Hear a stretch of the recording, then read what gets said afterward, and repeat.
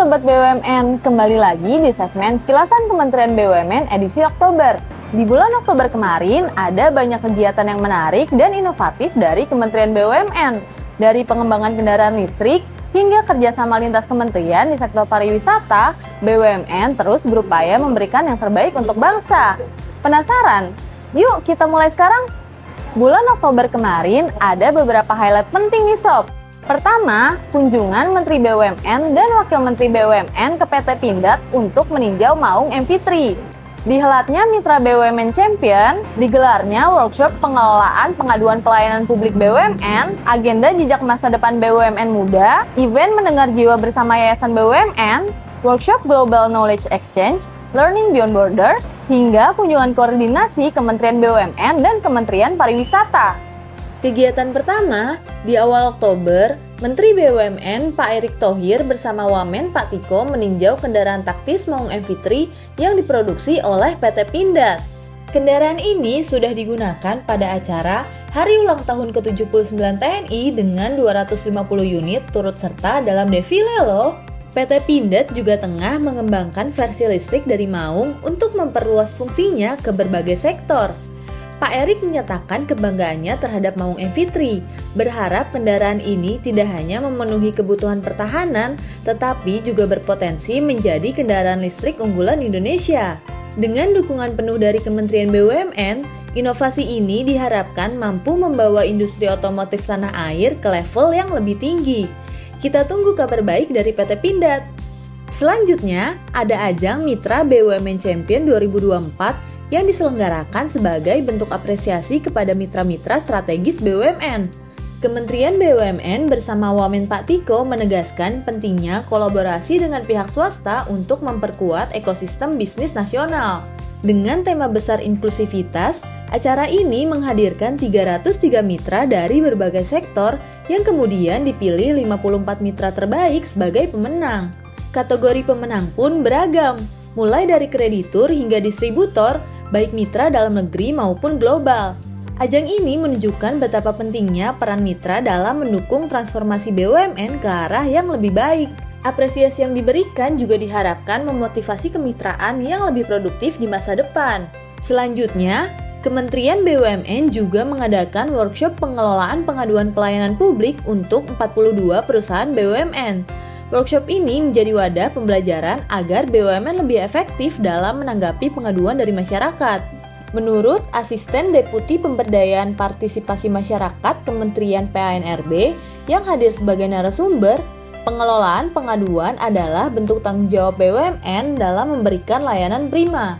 BUMN didorong untuk menggunakan platform SP4N Lapor agar pengaduan dapat terintegrasi dan cepat ditindaklanjuti. Dengan langkah ini diharapkan BUMN semakin responsif dan transparan dalam menghadapi keluhan serta masukan dari masyarakat.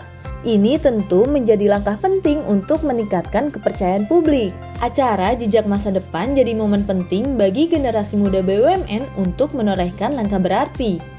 Dalam acara ini, Pak Erick Thohir bersama para pemimpin BUMN lainnya berbagi inspirasi untuk generasi muda.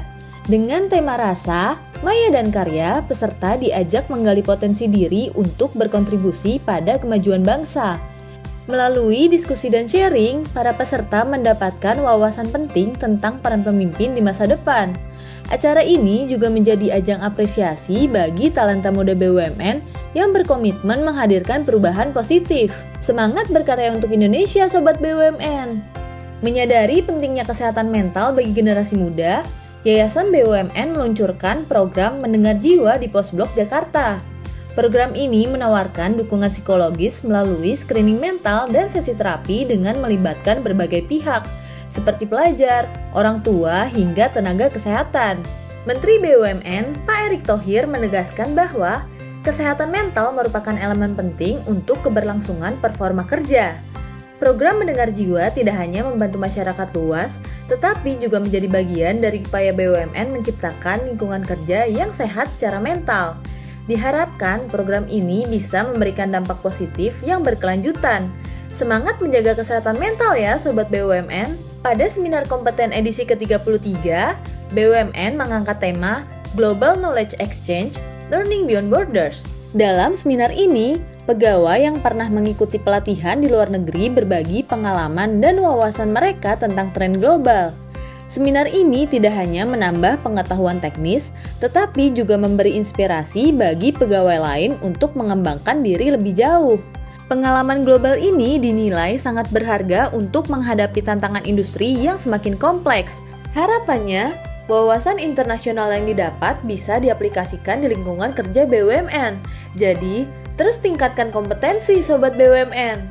Dan terakhir, di akhir bulan, Kementerian BUMN berkolaborasi dengan Kementerian Pariwisata untuk membentuk satuan tugas dalam memperkuat sektor pariwisata. Pak Erick Thohir dan Menteri Pariwisata, Ibu Widianti berkomitmen agar tim ini mampu menyusun kebijakan yang lebih efektif dan terarah. Kolaborasi ini juga merupakan upaya mendukung program Presiden Prabowo yang ingin menjadikan pariwisata sebagai salah satu penopang ekonomi.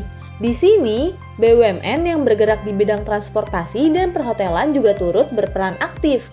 Langkah ini diharapkan dapat mempercepat pengembangan pariwisata Indonesia di level internasional. Semoga semakin banyak wisatawan yang tertarik mengunjungi Indonesia. Nah Sob, menurut kamu kegiatan mana yang paling menarik di bulan Oktober ini?